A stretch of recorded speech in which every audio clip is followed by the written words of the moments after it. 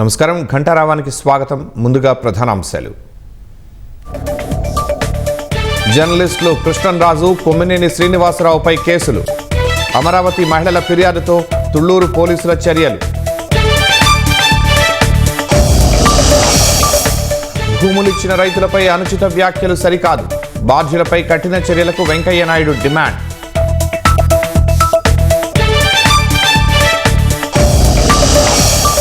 YCP నేత కాకాణి గోవర్ధన్ రెడ్డిపై మరో కేసు.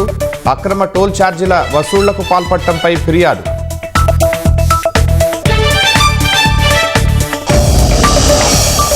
ఉండవల్లిలో రెచ్చిపోయిన మందుబాబులు.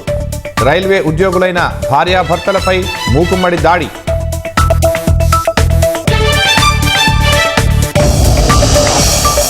ఇందోర్ జంట అదృశ్యం కేసులో వీడిన మిస్టరీ.